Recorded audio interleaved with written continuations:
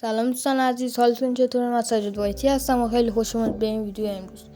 دوستان ما امروز اومدیم آموزش گان لژند گرفتن بهتون یاد بدیم. تا آخر ویدیو همراه ما باشید. اتچمنت هم بهتون میدم. خب دوستان من اینجا گان لژندر گرفتم، آخر ویدیو بهتون میگم چجوری بگیرین. و الان اومدیم اتچمنت رو تست کنیم براتون. این اتچمنت خیلی خوبه، آخر ویدیو براتون میذارم. حتما تا آخر ویدیو نگاه کنید، ساب کنید، لایک کنید، زنگوله هم بزنید. و این از اتچمنت از راه نزدیک میزنم، متوسط میزنم، از راه دورم میزنم، تو بدنم، تو دل، با 2 شات میندازه. و الان از راه دورم براتون تست میکنیم.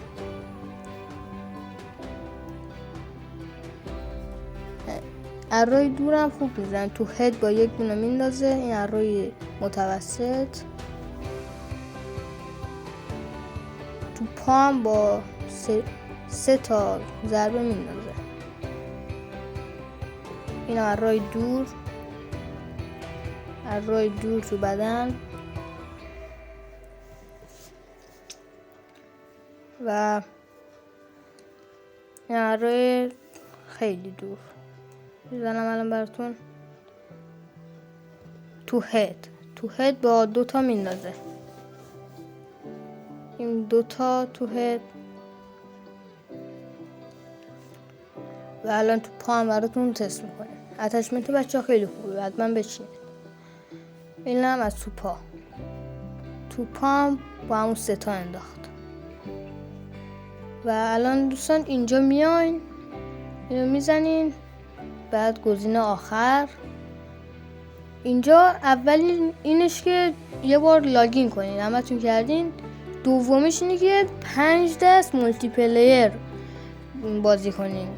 و الان براتون میدم ببینید. این مپ هم بچه‌ها، این مپ رو بدین، آسان‌تر، سریع‌تر تمام میشه. و الان میریم 5 دست رو یه دستشو میگیرم و بقیه‌شو دیگه خودتون بریم. خب دوستان اینجا میایین تو بازی و من با مستر دیاکو ویدیو گرفتم. حتما به این چنلش رو ساب کنین، این زیر چنلش رو میذارم. و همون سلطان دیگه من باش میرم بازی کنم. دوستان حتما سابسکرایبش کنین، چنلش رو این زیر میذارم. و بچه ها 5 دست شما بازی کنین، فرقی نداره چه ببازین چه ببرین، فرق نداره، فقط 5 دست بازی کنین. الان من 5 دست رو نمیخوام بزنم، طولانی میشه. اینجاش یه تیکش رو میذارم، بعد بقیه رو خودتون بدین دیگه. بعد دوستان این گان لژنده تایمی نیست، یعنی دائمه. اونجوری تایمی نیست، فکر نکنین تایمیه، دائمه. حتما برین بگیرینش. و اینجا میریم با هم ببینیم. 5 دست پلی بدین شما. اینجا ببازین چه ببرین فرق نداره. جا میریم با هم ببینیم اینو.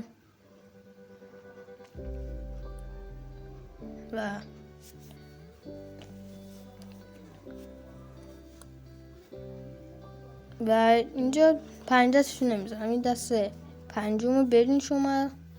تموم شد. و برین تو همون قسمت، بزنیم بیاد. خب شما برین تو همون قسمت که رفتین، ولی میاد گزینه دوم. اینجا برین، اینجا برین، اینجا بزنین گزینه دوم. اینجا میاد دوم. و بزنین گان لژند رو بگیریم، این حال کنین. به یا گان لژند کیل افکتش هم خیلی باحاله. و اتچمنت هم آخر ویدیو براتون میذارم. اتچمنت باحالیه، بچینین حتما. خب این از گان لژند. و دوستان اینجا هم اتچمنت الان براتون میذارم.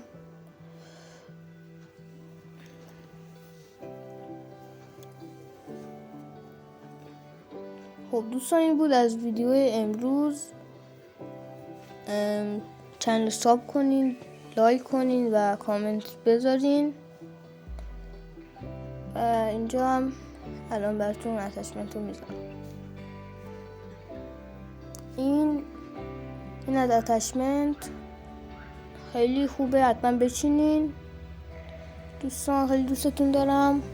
بای.